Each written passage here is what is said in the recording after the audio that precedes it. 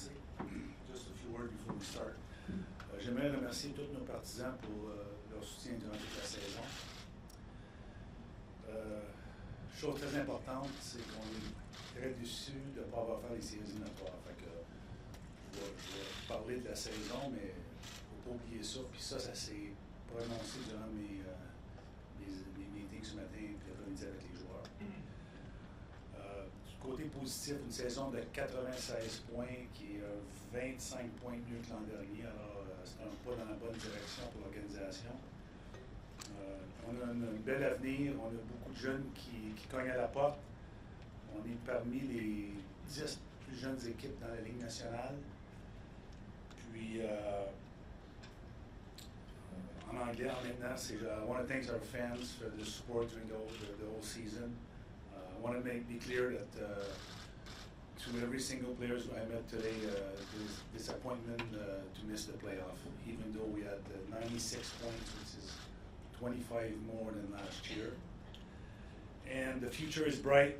A lot of young players knocking at the door. We have one of the youngest team in the NHL, I think 8th or 9th overall. So we're heading in the right direction. So je vais prendre vos questions. Luc Gélina, Marc-André Perrault, Martin Maguire. Dans le passé, vous parlez de reset, on peut dire que ça a bien fonctionné. Est-ce que l'équipe que tu as là, tu as d'autres objectifs? Parce que rien qui garantit que l'an prochain, vous allez avoir plus que 96 points. Donc, en clair, dans le premier volet de ma question, ce serait quoi ta liste de magasinage pour l'été qui s'en vient? Écoute, on est ce que je fais, c'est compétitif avec la Ligue nationale. Alors, de m'asseoir devant tout le monde et de donner exactement les choses qu'on veut faire, ça me donne des avantages. Alors, ce que je peux dire, c'est que on va regarder pour continuer à améliorer l'équipe à toutes les positions, si possible. Mais aussi le fait que, puis tu as raison quand tu dis qu'il n'y a aucune garantie, parce que dans notre business, il n'y en a pas de garantie. Alors, l'an prochain, au début de la saison, on va commencer comme tout le monde à la ligne de départ. Puis, mais ce que je crois, c'est que l'expérience, puis ce que les gars ont passé au travail cette année, même si on viendrait avec la même équipe, on est déjà, je crois, en avance avec l'expérience qu'on a pris durant la saison. Ça ne veut pas dire qu'on ne fera rien, mais c'est juste que je crois vraiment, encore là, avec la journée que j'ai passée avec nos joueurs, le message qu'ils m'ont donné, c'est on fait juste commencer. We're just starting. So, pour ça, moi, je suis confiant avec ça. Et le deuxième volet, par rapport à ça, est-ce qu'une offre style est quelque chose que tu pourrais considérer pour aller chercher un joueur? Encore là, c'est un outil qui est dans le CBA, qui est permis, qu'on a regardé proche les années passées, puis qu'on va encore regarder. Encore là, il y a un prêt payé, dépendant du joueur. Alors, on va toujours regarder le prêt. Puis, est-ce que c'est une possibilité? Oui. Est-ce que c'est une garantie? Non. Mais c'est un outil qu'on va regarder près. Est-ce que tu as déjà signifié à des joueurs qui ne seraient pas de retour? Oui. Est-ce qu'on peut avoir la liste de Oui, j'ai Nemo, NT, j'ai confirmé qu'on allait dans une nouvelle direction avec un autre gardien avec Carey. Puis, je pense qu'il nous a donné beaucoup. Je veux le remercier. Comme backup, je te dirais, c'est un des tops qu'on a eu ici à Montréal. On a eu des bons, mais lui, l'attitude qu'il avait, puis comment avec ses coéquipiers sur les pratiques, tous les jours. Puis, je l'ai remercié, puis il comprend la situation. Non, pas encore. Comme tu dis, la saison s'est terminée samedi. On va regarder le près des autres, mais c'est le seul qu'on a pris une décision. Oui. Martin Maguire, par équipe, Eric Dangos. Visiblement, Marc, les joueurs en ont parlé encore aujourd'hui. La bonne attitude que tu souhaitais voir par ton équipe vous a amené quand même juste à la dernière marche avant les séries. Qu'est-ce que ça prend pour passer à l'autre niveau maintenant?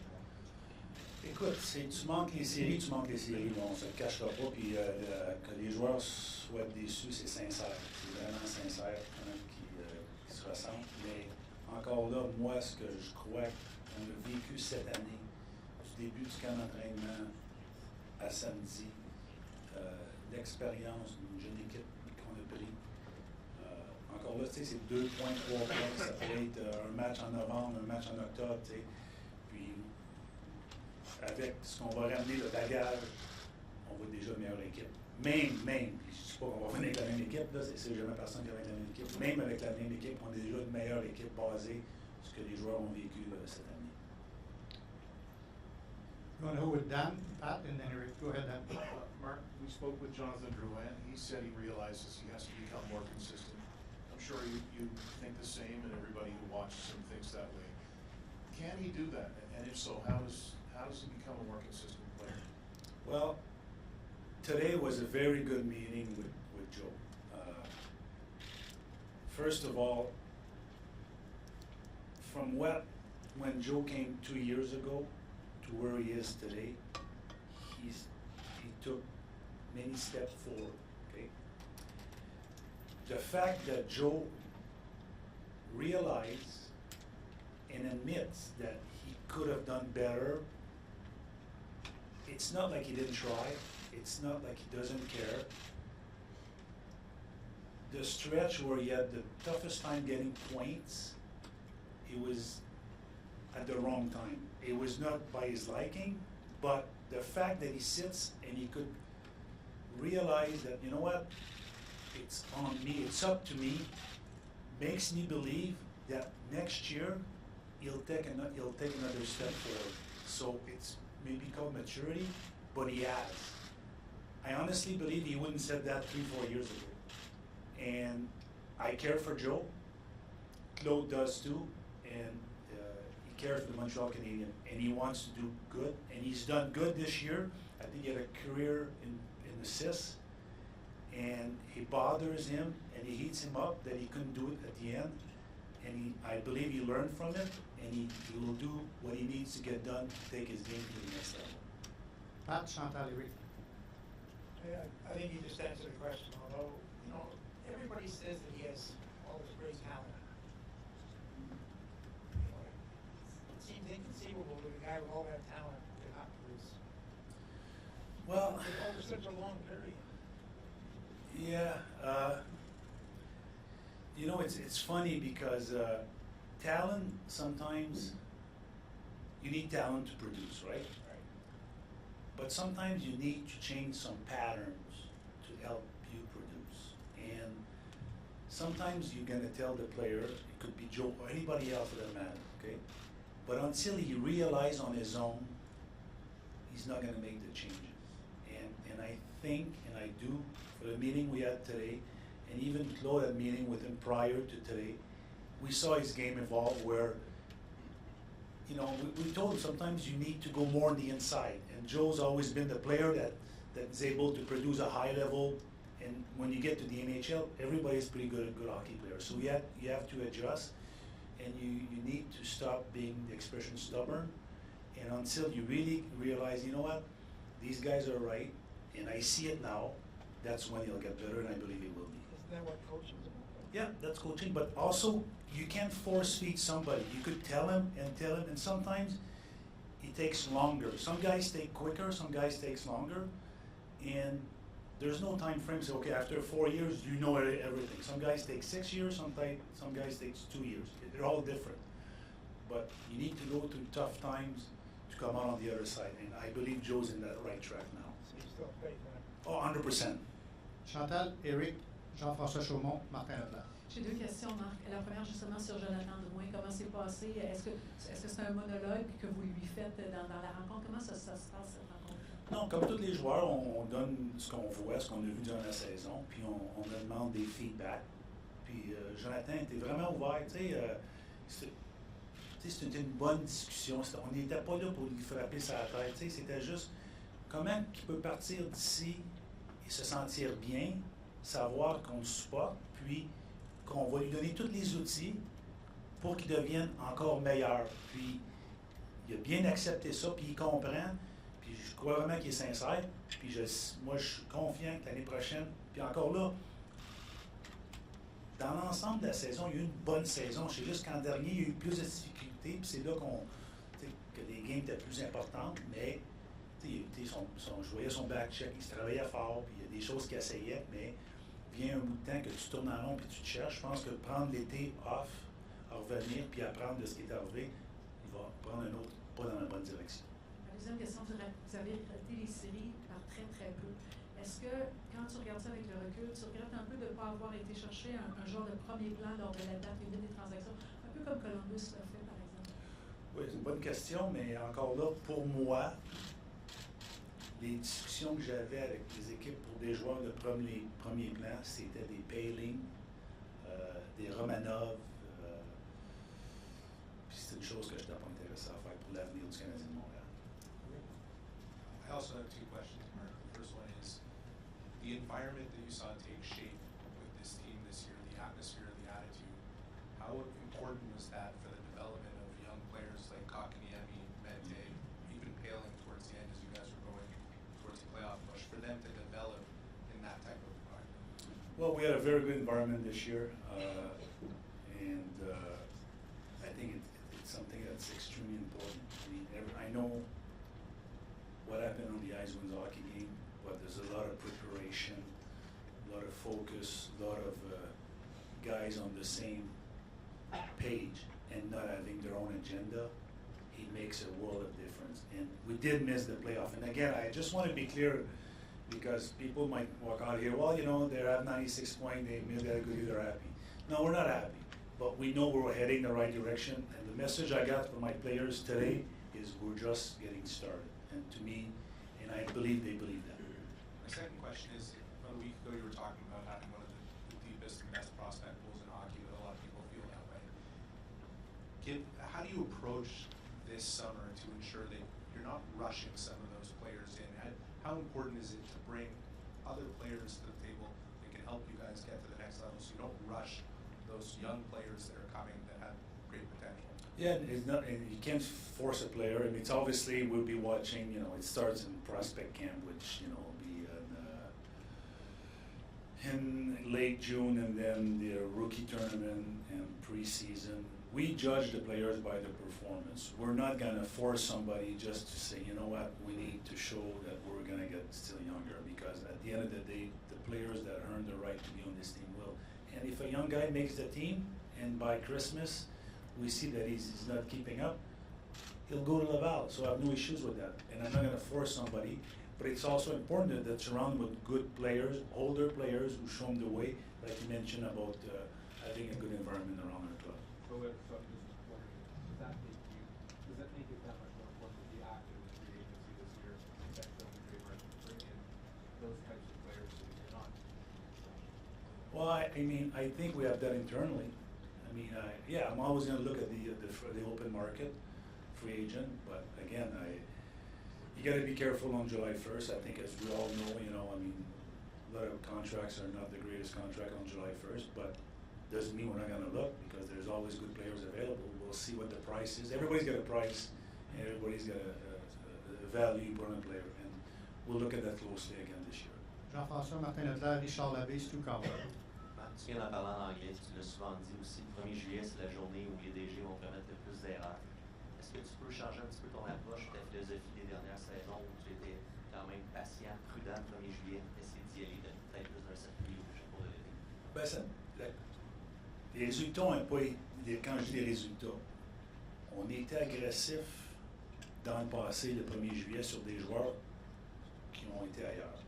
Alors, le fait que je peux dire qu'on n'ait pas été agressif, c'est pas vrai. Il y a des joueurs qui ont été agressifs, puis ont décidé, il y avait peut-être 7, 8 clubs, 9 clubs sur ces joueurs-là, puis ils peuvent en choisir juste un.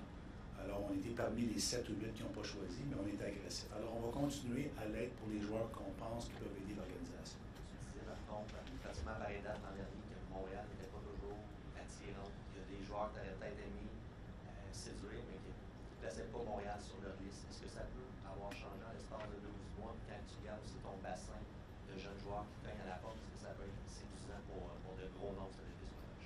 Ben, je pense que oui, honnêtement, tu regardes l'organisation, l'équipe l'an passé qui a fini avec 71 points, puis tu regardes aujourd'hui l'équipe avec les jeunes qui poussent avec, encore, je pense que s'il y avait des doutes que Carey Price avait terminé devenir le gardien qu'on pensait qu'il était, je pense qu'on peut se stationner. Fait que les joueurs sont tellement conscients qu'on a un des meilleurs gardiens nationaux, on a des très bons jeunes joueurs qui poussent, alors je crois sincèrement que ça va être que des joueurs qui vont vouloir venir à Montréal, mais encore là, c'est des décisions qu'il va falloir prendre à l'interne du côté du cap salarial, puis le terme. Aussi, le terme, c'est souvent très important. Martin? Marc, le Rocket a été exclu des séries aussi. C'est la 7e fois au cours des 8 dernières années. Quand il a été appelé à commenter ça, Joël a dit, il a parlé de la jeunesse du club à Laval, mais il a dit aussi qu'il y a une question de potentiel. Les gars ne peuvent pas nous donner ce qu'ils n'ont pas. Qu'est-ce que ça dit sur là où vous êtes comme organisation présentement? On voit les Payling, l'Académie, on parle de Romanov, mais votre pool de jeunes joueurs, où vous en êtes? OK, bien, c'est une bonne question parce que dans le passé, on a donné, moi, personnellement, comme DG, j'ai pris des décisions de donner des choix de repêchage. Puis quand tu donnes un choix de repêchage en 15 ou en 16 ou en 17, éventuellement, ça va affecter ton gros club et aussi ton club de Ligue américaine. Puis, dans le passé, on a fait ça parce qu'on avait pris des chances avec au trading deadline. Dans les 2 dernières années, on n'a pas fait. Alors, le bassin de jeunes qui poussent en ce moment, les Suzuki, les Brook, les Payling, sont des joueurs qui peuvent jouer à Laval l'an prochain. Alors, déjà là, on a un bassin qu'on n'avait pas dans le passé.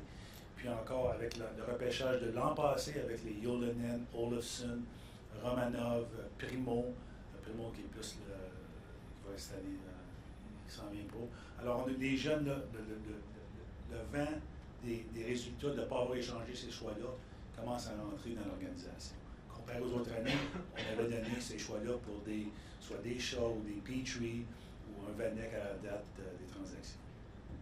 Et deuxième question, Charles Hudon était très émotif dans sa rencontre tantôt de ce team quand on l'a rencontré. Il semblait conclure qu'il en était peut-être à ses derniers moments au sein de l'organisation. De quoi ça a eu l'air, votre rencontre avec lui? Il semblait très affecté. Oui, mais écoute, tu me dis ça, puis je ne suis pas surpris parce qu'il était pareil avec moi et Claude. Alors, tu vois que c'était sincère, comment il se sentait. Puis moi, mon message pour Charles était il y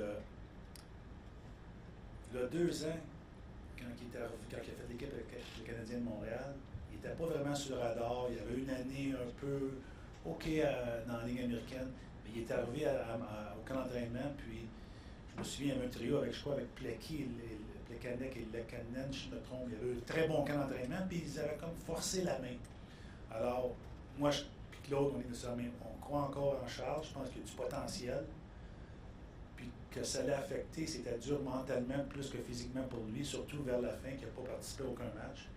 Mais le message, c'est qu'on croit encore en toi, puis j'ai dit, prends du temps de congé, là, va-t'en, pose-toi, commence à t'entraîner, puis reviens avec la même attitude que tu avais, le même désir de faire l'équipe que tu avais en 2 ans, puis force-nous à prendre une décision. Fait que alors, mon message pour lui, c'est que non, on n'a pas jeté la serviette sur Charles Hudon. Richard Labbé, Alexandre Pratt et Stu Fowler. Tu parles des jeunes. En même temps, tu as tes 2 joueurs de franchise qui vont avoir respectivement 32 dans le cas de Carey Price, 34 dans le cas de Shielder au camp d'entraînement en septembre. Jusqu'à quel point tu peux être patient avec les jeunes qui s'en viennent en sachant que tes 2 joueurs importants, évidemment, vieillissent? Écoute, moi personnellement, on regarde à Boston qui n'est pas loin, qui ont re-signé Shaw une autre année.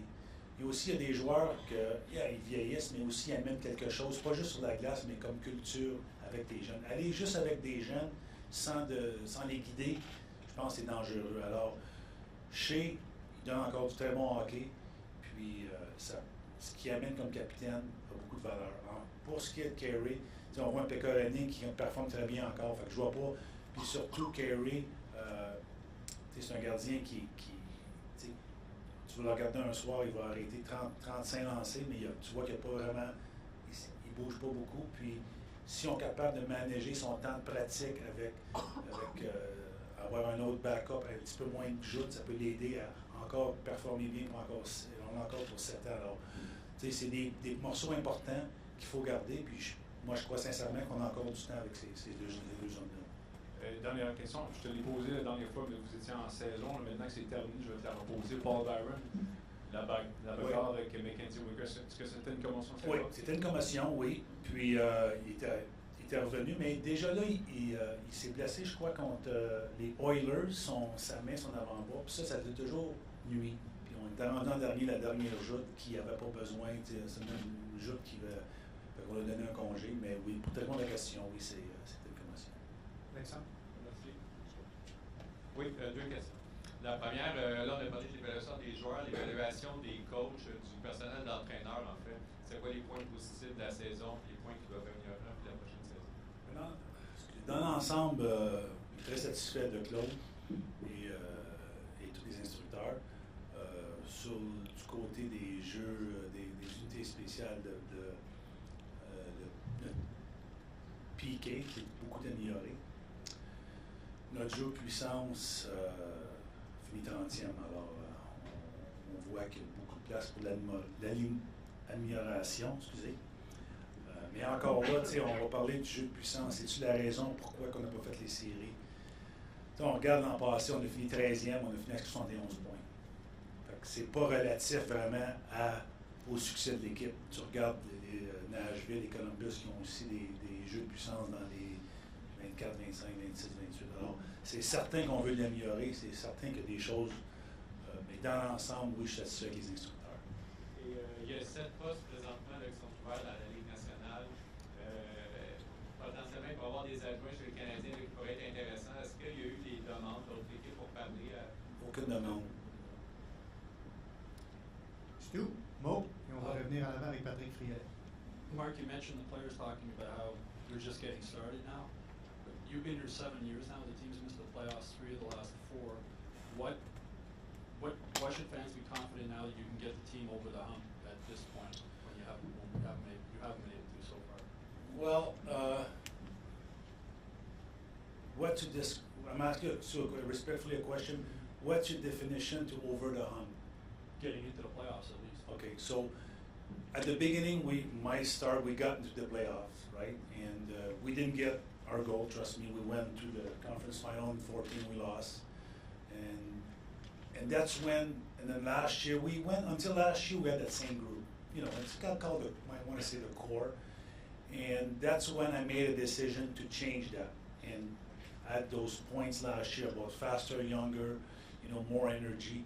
And we went to that route. So that's the route we're going to take now with this new group. And we're going to keep adding to this and without losing focus. I think if I'm a fan, and maybe I'm wrong, of the Montreal Canadiens this year, again, forget about not making the playoff. It's there, we know that. But as a fan, I think we give them a pretty good, run. I think it was fun to watch it. Even our scout, when we were talking to other scouts, they said, guys, you guys are fasting, fun to watch, and you're in the right direction. So that's what I based on what I saw this year, that's what I would tell our fans.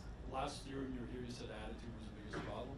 What is your, I don't know, problem or concern, or what needs to be fixed the most now going into next season? Well, as far as hockey is concerned, I want to get our power play better. To me, it's not really scoring. I mean, obviously you want to score, but it's losing the momentum. It's not be able to set up, And we made a small acquisition at the deadline, Jordan Will, and he was a right center that was able to win draws. And it was nothing major, but it does help. And then at some point, Phil started winning face-off on the left side. And these little things make sometimes a big difference. And I know at the end we got better. I'm not going to base that, say it's automatically going to be better next year.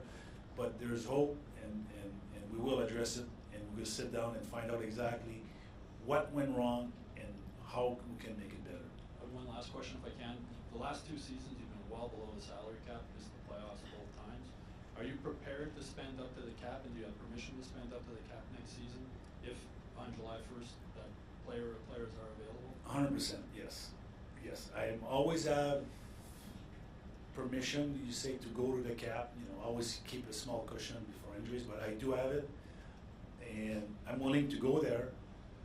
And sometimes, but with salary cap, when you sign a player, and especially if you go July 1st, those guys are not on 1 and 2 year deal. It's it's 7 years, 6-7 year deal, and as you know, the cap, it's from year to year, so it does go up, but we never know when it goes up. But I'm willing and able to do that. Mo, John Lou, Patrick Friolet, Marc-Antoine Godin.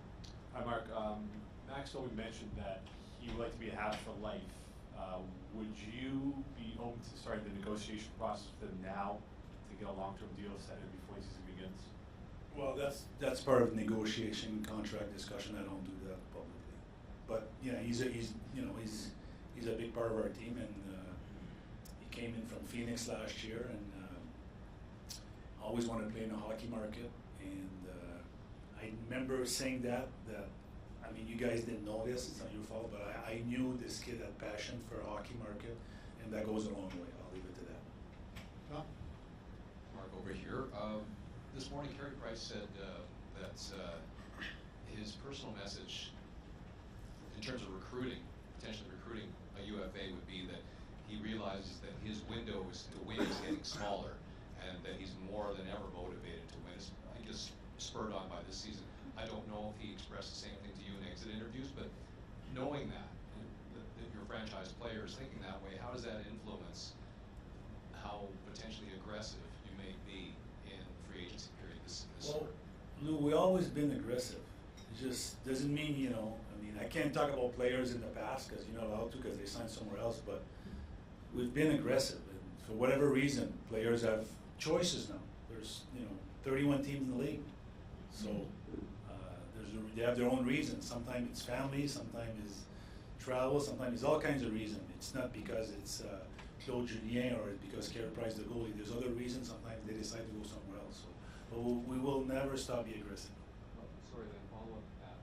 Based on what your club showed this year, the direction that it's projecting towards, do you believe that might make it easier for you to recruit UFAs, ignoring some of the obstacles? Yeah. I like to believe that, but I could tell you there's, in the past, when we had, teams in 100 points, I had players say, I'd love to go, but my wife doesn't want to go. And that's personal. So, and Max Domi just loves it here. So everybody's different. Patrick, Marc-Antoine, Harper, Lassou, Maxime. Marc, on parlait à Recruitment Canadiens ce matin qui nous a confirmé qu'en deuxième moitié de saison, il a trouvé peut-être des choses un peu plus difficiles, mais avec le recul, comment tu évalues sa performance et à quel point tu sens que l'avenir est encourageant pour ce jeune joueur-là? Dans l'ensemble, c'est très positif. Écoute, je vais être d'accord avec ce qu'il a dit lui-même. On a tous vu que la deuxième moitié, c'était plus difficile pour lui. Il y a de la fatigue physique, de la fatigue mentale, c'est un jeune de 18 ans. Mais dans l'ensemble, très satisfait. Puis on s'attend encore plus de lui dans les années à venir. Si je peux compléter sur ce que Martin te demandait tantôt par rapport au Rocket et au fait que tu mentionnais des joueurs comme Brooke, comme Payling, comme Primo, comme des potentiels qui vont peut-être jouer à Laval l'an prochain. Est-ce que pour toi c'est important, quand on parle d'environnement, d'encadrer ces jeunes joueurs-là, parce que ça va encore être une équipe qui va être jeune l'an prochain pour justement donner de meilleurs outils à Joël en attaque maintenant? Oui, écoute, c'est encore là, ça, de ce côté-là, tu vas du côté des agents libres. Puis un bon qu'on avait signé, je crois, c'est Kenny Agostino, mais il s'est ramassé à Montréal. Puis quand on l'a mis au balotage, il est parti au New Jersey. C'est des joueurs de même qui est ton équipe de Ligue américaine, mais souvent, pour des raisons différentes, il se ramasse avec le grand club qui punit l'équipe à Laval. Je suis très satisfait de Joël, écoute, le travail qu'il a fait avec l'équipe. Puis avec les joueurs, on a mis des joueurs au balotage, qu'il y avait des bonnes chances, des Sherback, des Delarose, Olofsson qu'on a échangé contre Will Bitton qui a joué 2 parties. Ça l'a vraiment, McCarron s'est blessé. Il y a des joueurs qui auraient vraiment aidé le Rocket que Joël n'avait pas. Alors, je suis loin de blâmer Joël Bouchard, l'environnement. Mété, passé 3 semaines ou 2 semaines à Laval, il est revenu complètement différent. Là. Alors, d'excellent boulot de Joël Bouchard. Marc-Antoine, Maxime et Harper. Aussi, je vais prendre les 2 questions. Tout d'abord, pour ce qui est du travail de l'équipe à l'étranger, en deuxième moitié de saison, on a l'impression que la production offensive dans les matchs à l'étranger a beaucoup chuté.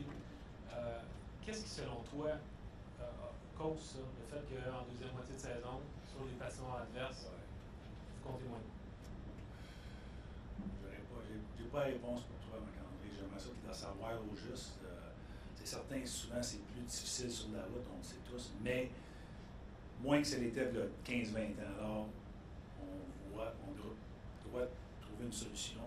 Puis encore là, je pense que si sans mettre ça juste là-dessus, avoir une équipe jeune aussi peut avoir affecté le résultat sur la route. Puis, ma deuxième question, pour faire suite, parce que Luc te demandait en tout début à propos des offres hostiles. Je chaque fois qu'on pose la question, c'est toujours la même réponse, ça fait partie de la CBA, c'est une option pour nous.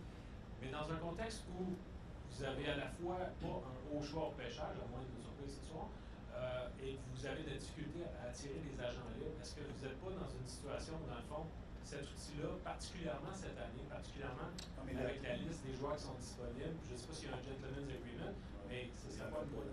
Mais le choix style, tu ne peux pas le faire avant le mois de juillet, correct?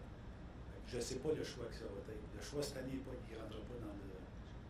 Tu comprends? Fait que ce que tu me dis, qu'aujourd'hui, si le repêchage est demain, c'est 15e. On va le savoir ce soir, right? Puis le draft, il est le 24. Alors, ce choix-là ne sera pas considéré pour un choix. Puis je pense qu'il n'y en a pas juste à Montréal, il n'y en a pas ailleurs. C'est pas. On ne peut pas dire qu'il y en a 3 années, il y en a 3-4, puis il n'y en a jamais à Montréal. C'est de plus en plus. Une des raisons, je crois, c'est à cause du choix de loterie, parce qu'il y a tellement de parité dans la Ligue nationale. Il y a des équipes comme New Jersey font les séries cette année, out. Je pense qu'ils vont repêcher peut-être 3 ou 4. LA font les séries, dernier. Alors, il y en a de plus en plus des équipes qui font les séries, l'année d'après qui ne font pas les séries à cause de la parité dans la Ligue nationale. Alors, je pense pour ça que les clubs sont un peu plus prudents pour les offres hostiles. Maxime. Marc, par le passé, on a beaucoup parlé du partenaire à gauche de chez Weber qui était beaucoup dans les discussions. Est-ce que Victor Mété, par ses performances, particulièrement en fin de saison, peut-être vous a convaincu qu'il est la solution long terme à cette position-là? Oui, il m'a convaincu que c'est un joueur de Ligue nationale. Il m'a convaincu qu'il a pris puis même à l'interne, la façon qu'il va avoir des discussions sur la patinoire avec Shea, tu vois qu'il est de plus en plus confortable, tu vois qu'il prend. La façon qu'il transporte la rondelle, la façon qu'il supporte l'attaque. C'est un joueur qui a pris énormément pas de l'avant. Puis on parle de Laval, c'est un joueur qui aurait pu jouer à Laval, qui est à Montréal. Alors, on a des jeunes qui auraient pu aider Laval, mais le bureau principal, c'est des Canadiens de Montréal avec le support de Laval. Alors, écoute, je pense que le seul knock qu'on dirait sur Meats, c'est pas un gros joueur. Mais il n'y a pas un joueur parfait. Il y a des joueurs qui sont gros, mais ils sont moins rapides que lui. Lui, il est rapide, il supporte l'attaque, il a un bon bâton, il tue des jeux. Puis ce qu'on lui avait demandé de faire, c'est de closer plus rapidement. J'étais à Laval, Joël l'a aidé, on travaillait ensemble, puis il est revenu, bang, on a vu une différence, puis il est parti comme ça. Alors, je suis vraiment fier de ce joueur qu'on a repêché en 5e ronde, puis qui aujourd'hui un très bon joueur de hockey de l'organisation. On va prendre 5 dernières questions, Marc, si tu le veux bien. Harpen, Pat, Guillaume. Hey, Mark. First off, I just wanted to go back to your meeting with Joe today. And something that Claude brought up over the course of his slump, let's say, to end the season, that that he's a local kid and that he's playing for the Canadiens and he has a certain status maybe that other players don't have, and that played into maybe what was going on. That's not going to change. And so, what can you do as a management team or as a coaching staff to help guide him through that, if that's going to be kind of a constant in his life as a member of the Montreal Canadiens? Well, we can only give him the tools, right? And when I say the tools, is regardless, when a player like Joe, a local kid, goes through a slump, the noise is always more. We can't change that. And we can't start coaching because of that reason. We can't start managing because of that reason. We just can't.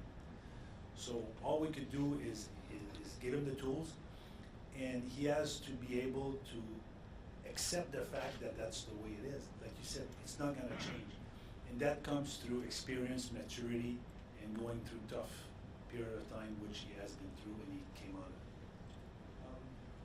And this is kind of a little bit out of nowhere, but could you, it's not quite clear to what extent your management team and your coaching staff uses statistical analysis or analytics. Can you describe what role that plays in your organizational structure, if you will, of having someone looking at stats and for coaching, for recruiting, for what?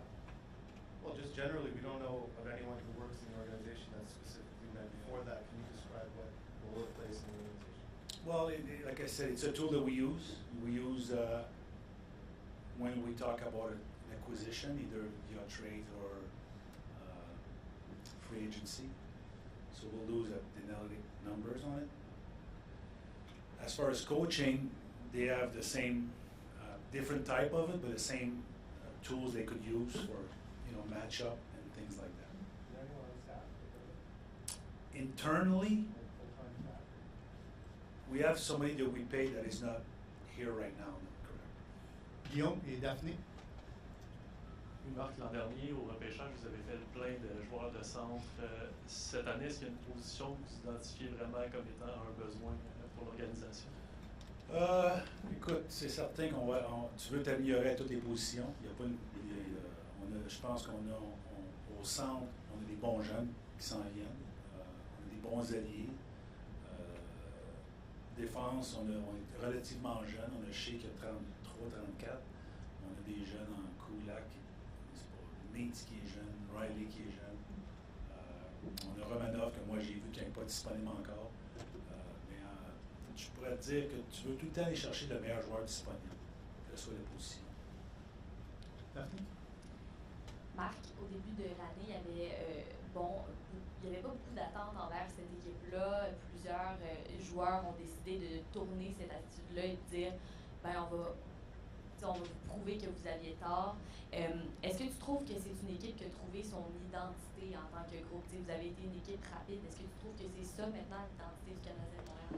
Bien, c'est ça la Ligue nationale aujourd'hui. C'est la rapidité. Écoute, tu vois les équipes qui ont du succès, c'est des équipes rapides. Alors, il faut rester les années où c'est des grosses équipes qui patinent moins bien. Je pense que ça, c'est tourné plus de la rapidité. Puis, on va bâtir notre équipe basée sur la rapidité. Mais aussi, il y a des choses qui sont importantes, comme aussi le caractère et puis l'expérience qui est importante aussi. C'est pas juste une chose, il y en a beaucoup, mais ça, c'est très important, oui. Et we got last three. Douglas, Pat, et on va finir avec Chantal. Oh, je sais pas. Bonne question. On va te passer le micro, Marc. On va te passer le micro. Go ahead, Douglas. Hi. Looking at the standings in, say, January, you had a big lead on Carolina. The trade deadline still ahead of Columbus at that point. I'd just like to know, what do you think those teams had that you guys didn't that allowed them to sort of reel you in and catch you by the end of the season? I don't follow their team day to day, so I could tell you that Columbus for a while they were struggling. It came down to the last few games, so I honestly believe it could have went either way. There's a few games here and there. It's either a game in April or a game in December we could have won, but there's also a game that Columbus and Carolina, could have won too. There's a game that Carolina played in Columbus. I believe they outshot really bad and they lost 3-0. So at the end of the day, we missed the playoff by 2 points, and we got to find a way. But I believe we learned a lot this year, and we'll be a better team next year. Pat, can you take the mic? And Chantal. Right there. Merci.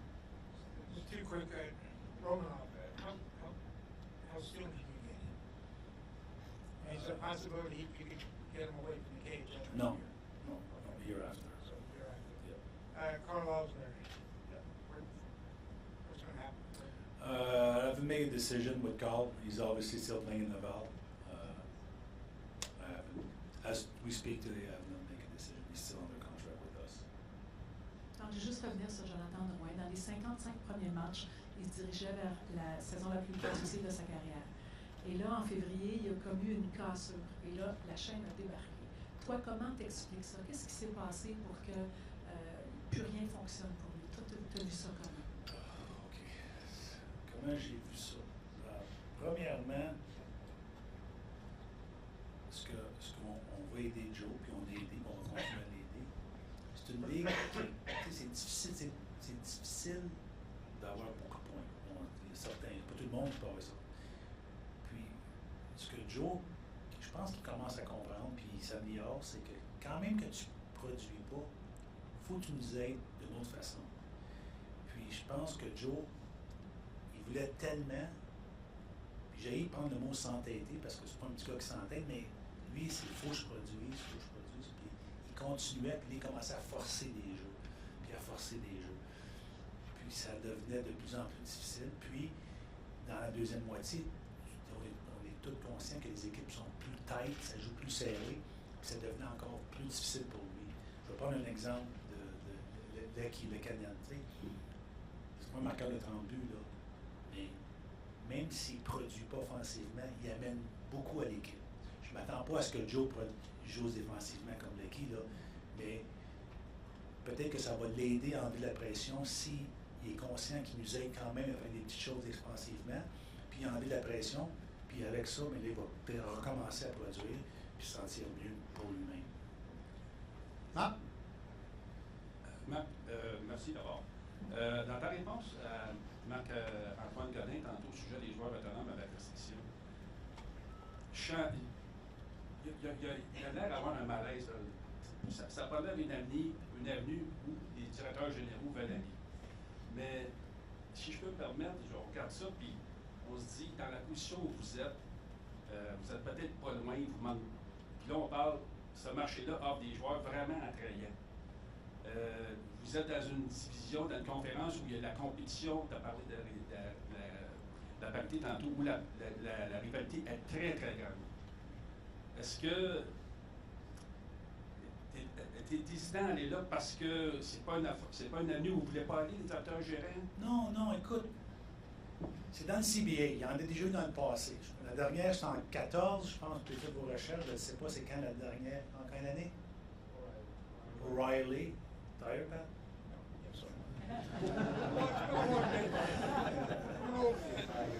Am I boring you, Pat? Almost done. Yeah, almost done. I could leave now if you want. There's a compensation. Like those high-end guys, you need to be able to offer them a contract they're willing to accept, and there's a price for that. Excusez. Je réponds à qui à Marc, là. Quand tu fais des joueurs sans nommer de nom qui pourraient être disponibles, parce que ces joueurs-là peuvent re-signer entre-temps, pourraient être disponibles pour des offres hostiles, il faut qu'ils acceptent l'offre que tu vas lui faire. Puis, la raison que les équipes qui les ont en ce moment ne les ont pas signés, ça peut être deux raisons. Soit qu'ils trouvent qu'ils sont trop gourmands ou qu'ils n'ont pas de la place sur la cap salariale. Une des deux raisons. Alors, si tu veux aller là, il faut que tu sois prêt à payer le prix. Et le prix dépend de l'offre. Alors, tu peux parler de 3 choix de première ronde, tu peux parler de... Puis ça revient encore, moi je crois, à cause de la parité qu'il y a, d'année en année, tu ne sais pas si tu finis 12e, comme Philadelphie, on partit au Jersey de 13 ou 12 à 2, à 3. Là, ça devient un joueur complètement différent, possible. Alors, puis ça pendant 3 années. Ce joueur-là peut t'aider, oui, mais on voit encore des équipes qui ont fait les séries l'an passé, puis cette année, ils ne sont pas dans les séries. Des bonnes équipes, moi, pas à cause qu'on a manqué les séries cette année, je le dis, dans le passé, il y a des bonnes équipes qui ne font pas les séries à toutes les années. Puis l'an prochain, il va y avoir des bonnes équipes qui ne feront pas les séries. Puis le fait qu'à 91 points, tu fais les séries dans l'Ouest, je ne veux même pas, j'en parle, mais pour moi, c'est pas important parce que ça peut être la différence l'an prochain, ça peut être nous qui font les séries à 92 points. Alors, je me sens pas mieux. C'est pas une béquille que je me sers.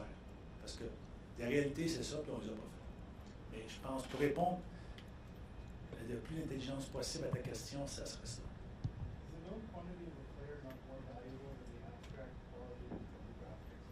Well, how do you get good? Yeah, but how do you get good? How do you get players?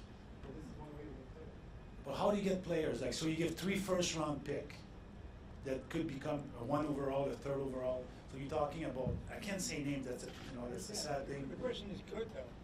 Good what? You have known quantity. You have a player who knows he can play in the NHL. Yeah. And you're giving it up for a guy who. Yeah, but it's easy if you sit in this chair to make that decision. But when you sit in this chair, you got to think long term also. And trust me, it's a tool that we look at it all the time. Marc, merci beaucoup d'avoir pris le temps. Merci tout le monde. Merci beaucoup. Thank you everyone.